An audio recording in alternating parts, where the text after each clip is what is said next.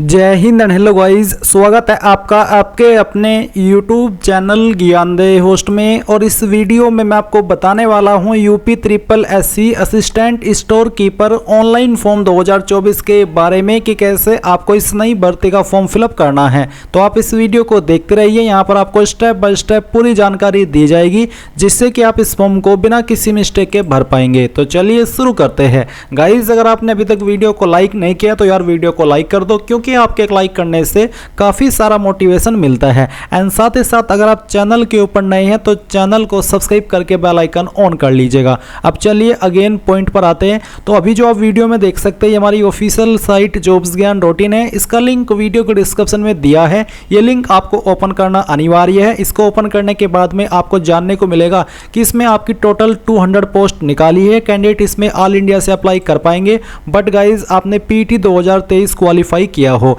And यहां पर apply करने के लिए 12वीं पास की योग्यता मांगी है। एज 18 से 40 साल के बीच रखी गई है। सभी कैटेगरी कैंडिडेट को 25 रुपये एप्लीकेशन फीस पे करनी होगी। फॉर्म आप लोग 6 मार्च 2024 तक भर पाएंगे। इसमें यहां पर असिस्टेंट स्टोर कीपर के लिए टोटल 199 पोस्ट है और असिस्टेंट ग्रेड 3 के लिए सिर्फ 1 पोस्ट है। अप्लाई करने के लिए आप देख सकते हैं कि असिस्टेंट स्टोर कीपर पर 12वीं की योग्यता और साथ ही हिंदी टाइपिंग करेंगे तो 25 वर्ड पर मिनट आपकी स्पीड होनी चाहिए।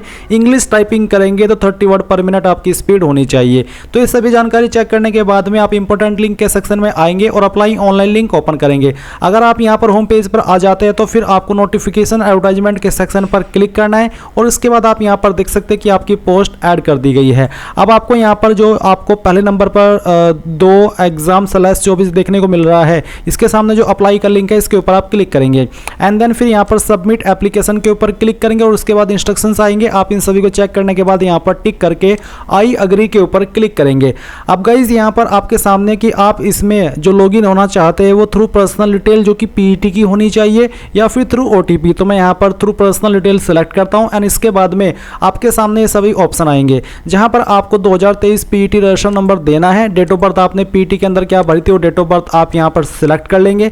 एंड ये सिलेक्ट करने के बाद में गाइज आपको आपका जेंडर सिलेक्ट करना है। फिर यहां पर आपको बताना कि are you domicile of UP, अगर हाँ तो यस, नहीं तो आप नो करेंगे। अगर यस करते तो फिर आपको आपकी जो भी कैटेगरी है वो आपको यहाँ पर सिलेक्ट करनी होगी। इसके बाद में वेरिफिकेशन कोड डालेंगे आप और क्लिक है टू प्रोसीड, इसके ऊपर क्लिक करेंगे। अब आपके सामने आपकी पीईटी की जानकारी आएगी जो कि आपको चेक करने के बाद में यहाँ पर एडिशनल एज रिलेक्शन के सेक्शन के ऊपर आना है। मैं आपको बता दूं, आप यहाँ पर इसमें यस तभी करेंगे जब आपको जो अतिरिक्त छूट चाहिए वो आप यहाँ पर क्लेम करते हैं गवर्नमेंट ऑर्डर के तहत, कोर्ट ऑर्डर के तहत, सेवा नियमावली या फिर एनी अदर। गाइज मैं आपको ये भी बता दूं कि जो SC/ST कैंडिडेट को और ओबीसी को छूट मिलती है वो आपको मिलेगी चाहे आप इसमें नो भी कर दे। ये जो छूट है ये उसके अतिरिक्त की है। जो जनरल छूट मिलती है SC/ST को 5 साल की और ओबीसी को 3 साल की, वो आपको तब भी मिलेगी अगर आप इसमें नो भी रहने देते हैं।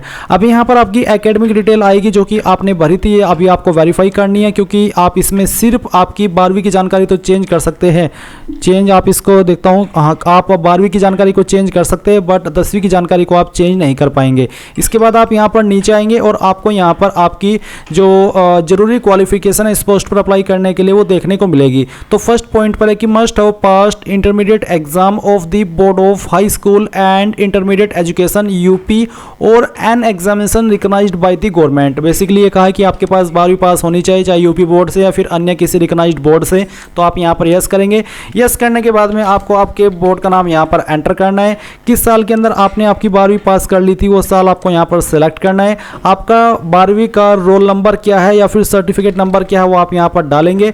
कब आपका सर्टिफिकेट इशू हुआ था वो डेट आपको यहाँ पर सिलेक्ट करनी है। ये सिलेक्ट करने के बाद में आपको बताना है कि आपके नंबर किसके अंदर है, परसेंटेज या ग्रेड। तो मैं परसेंटेज सिलेक्ट करता हूँ। परसेंटेज सिलेक्ट करने के बाद में यहाँ पर आपको बताना कि कितने नंबर आपको आए थे और कितने में से आए थे वो आप यहाँ पर टोटल मार्क्स में लिखेंगे। इसके बाद गाइज आप देखेंगे 2 point must possess a minimum speed of 25 word per minute in Hindi type writing and 30 word per minute in English type writing. And करके यहाँ पर बोला है ना कि और, जिसका मतलब है कि दोनों आपको यहाँ पर ये देनी होगी। तो आप इसमें यस करेंगे। यस करने के बाद में एक वेरिफिकेशन कोड डालेंगे और सबमिट पर क्लिक करेंगे। नाउ गाइज आपने जो भी जानकारी भरी है अभी तक के वो जानकारी आपके सामने है। आप इन सभी जानकारी को चेक करने के बाद में यहाँ पर क्लिक है to proceed for photo and signature, इसके ऊपर क्लिक करेंगे। एंड देन यहाँ पर आपका जो फोटो है और जो साइन है वो यहाँ पर दिया है जो कि आपने पीटी के अंदर अपलोड किया था। आप यहाँ पर फोटो एंड आपके साइन के अंदर कोई चेंजेस नहीं कर सकते। सकते। अगर आपको इसके अंदर कोई चेंजेस करना है तो आप जब पीईटी का फॉर्म भरते तभी आपको वो करना होता है।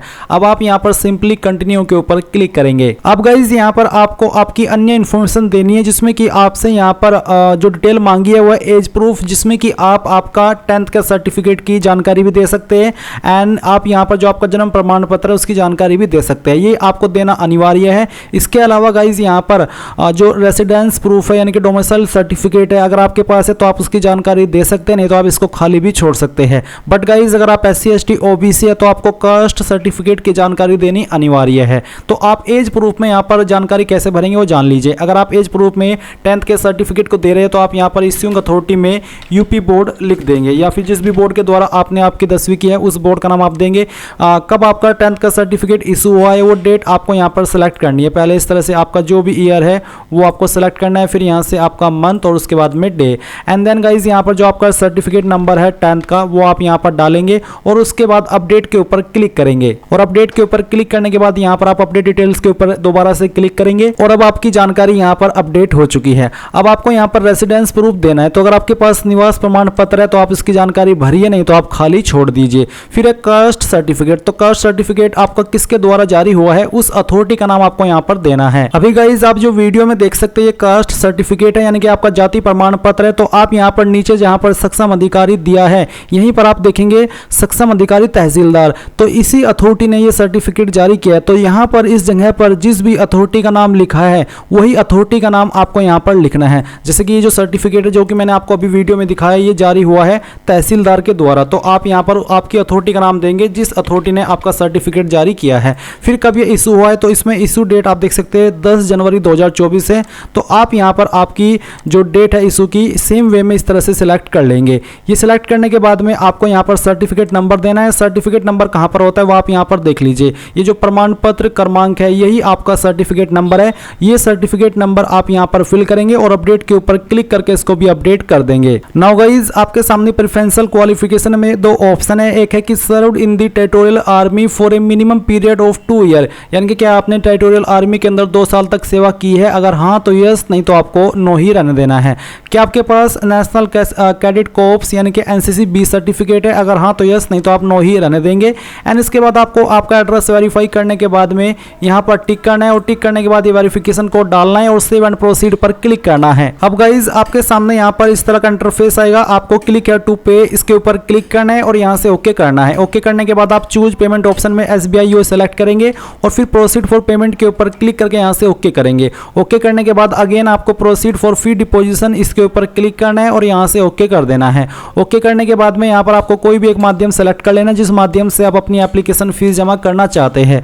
जैसे ही आप यहाँ पर किसी भी माध्यम का इस्तेमाल करके अपनी एप्लीकेशन फीस जमा कर देंगे तो आपका फॉर्म सबमिट हो जाएगा। आप अपने फॉर्म का फाइनल प्रिंट आउट ले पाएंगे। एंड गाइज अगर आपसे कोई प्रॉब्लम हो जाती है और आपका फॉर्म बीच में रह जाता है तो आपको ये अप्लाई ऑनलाइन लिंक फिर से ओपन करना है और यहाँ पर आप होम पेज पर आएंगे तो आपको देखने को मिलेगा रिमेनिंग डिटेल सबमिशन, यानी कि अगर बीच में रह जाता है तो आप रिमेनिंग डिटेल सबमिशन की टैब के ऊपर क्लिक करके आपका रजिस्ट्रेशन नंबर जो कि आपको जनरेट हुआ है, आपकी DOB, आपका जेंडर, आपका डोमिसाइल और आपकी कैटेगरी डाल करके प्रोसीड पर क्लिक करेंगे तो आपको वहीं पर भेज जाएगा जहां पर आपका फॉर्म बीच में रुका था। इसके बाद में आप यहां पर अगर आपका फोटो अपलोड नहीं कर पाए, इसमें कोई इशू आ गया तो आप ये भी कर सकते हैं। फी डिपोजिशन में कोई एरर आए तो आप एप्लीकेशन फी डिपोजिशन इसके ऊपर क्लिक करके यहाँ पर फीस के लिए आगे बढ़ सकते हैं। तो इस तरह से आपके फॉर्म में कोई भी मिस्टेक नहीं होगी और आप अपना फॉर्म कंप्लीट भर पाएंगे। आई होप ये सब जानकारी आपको पसंद आई होगी। कोई सवाल कोई डाउट अभी भी रह गया हो तो कमेंट के माध्यम से पूछ लेना और अगर आपने अभी तक वीडियो को लाइक नहीं किया कर दीजिए एंड चैनल को सब्सक्राइब करके बेल आइकन भी ऑन कर लीजिएगा। Thanks for watching. जय हिंद।